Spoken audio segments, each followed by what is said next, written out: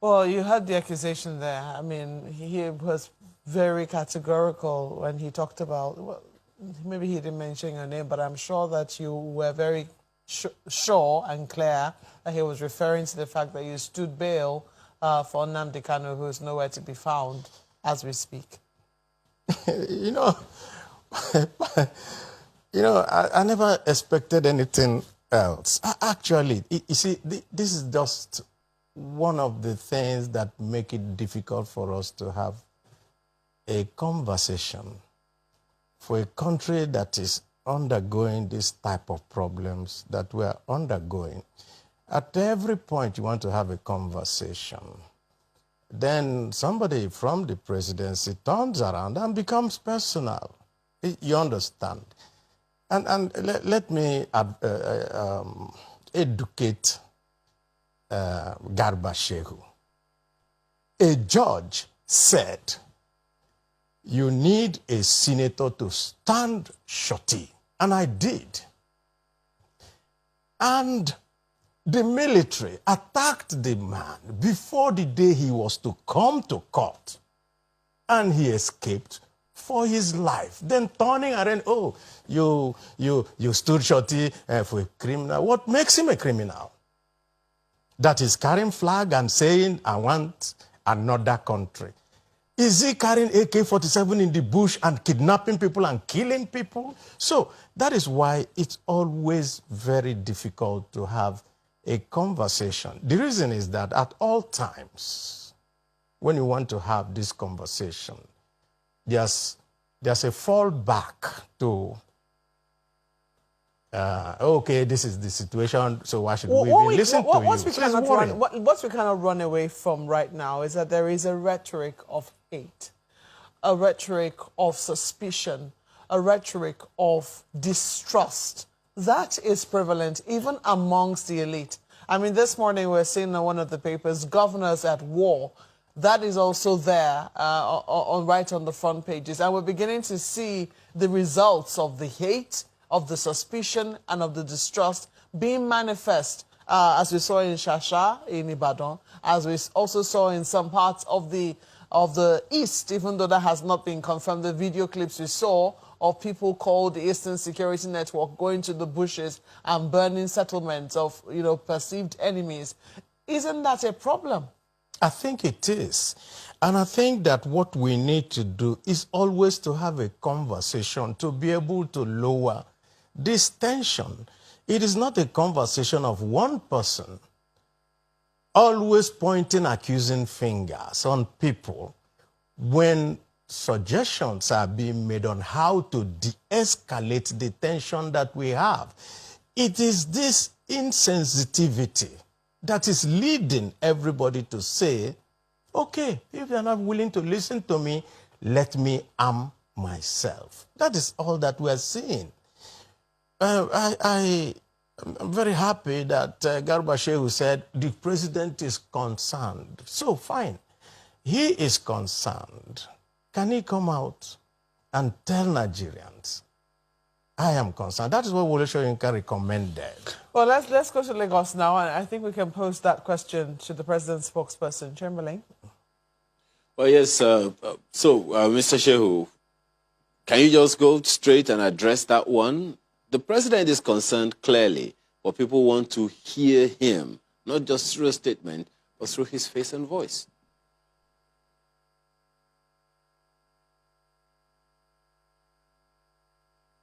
Unmute yourself. Please unmute, your device so we can hear you better. When Femi Adesina or myself speak for the president, people should accept that it is the president that is speaking. For the president, for this president, for him, it is the actions that should speak for him. He's not a showman. He doesn't have to be there. And for God's sake, let's be understood. We're not trying to personalize anything. Senator Abaribe dwelled a lot attacking President Muhammadu Buhari, saying that president had never, even at a rhetorical level, spoken against this kind of violence. That is most uncharitable. So we are not personalizing. People should not personalize. This country has problems. It requires the involvement of everyone. all hands must be on the deck to solve these problems. Yes. Community leaders have a role, senators have a role, everyone has a role. Yeah, well, talking about the roles of people, some expect some very strong voice from the president, both in words and in body language. A number of people would say that sometimes it's the body language of the president that is communicating something wrong. For instance, there's a reference that Senator Abaribe made to a segment of Mieti Allah that took ownership of a reprisal attack and nothing happened to them. So, how do you respond to that one? I think the problem is that we are not following up our stories as media. Otherwise, if you know the thousands of people, and I hope the police command will take, the headquarters of the police will take responsibility and publish the full list of Fulani herders who are undergoing trial in various states, particularly in Benue State. The thing about some of the media is that we are there on day one when the charge is read, and then we turn our back, we move on. But trials are going on, convictions are being made, and the president cannot be complicit. He's very uncharitable, cannot be complicit in the kind of things that are being said of you. Well, but that is just one of several issues that have been addressed. There are also those who feel like, look, for instance, we asked a political science professor who said that for the security agencies to do their job, they need the political will.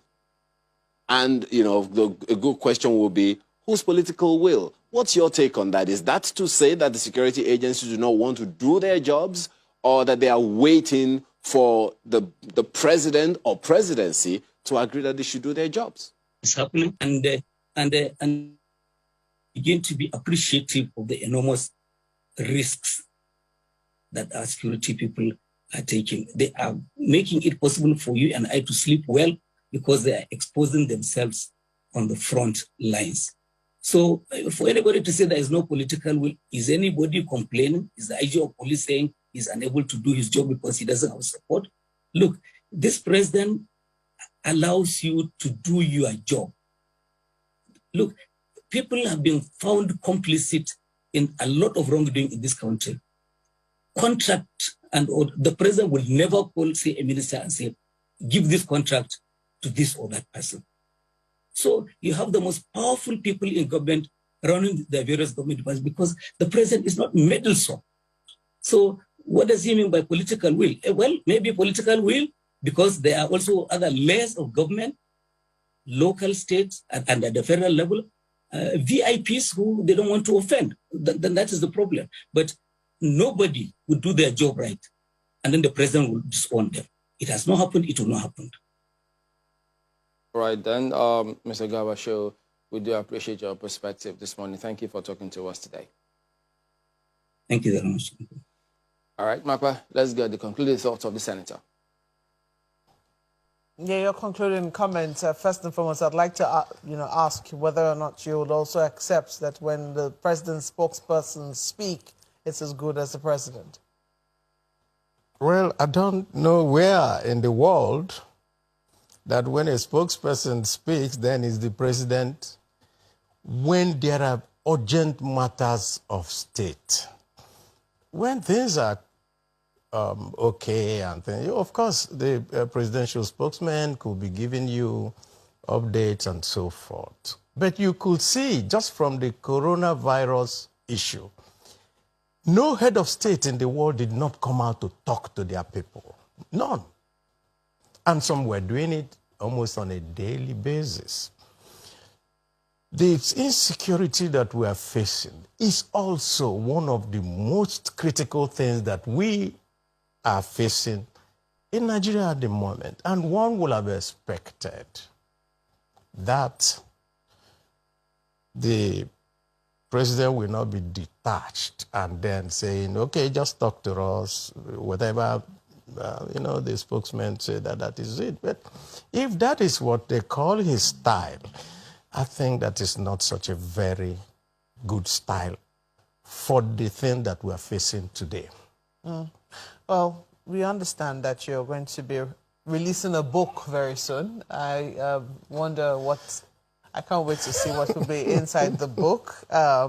But after how many years in public service and still going on, just to have some years left by God's grace, will all of this be chronicled in the book? Oh, yes. I'm starting from my childhood to this point.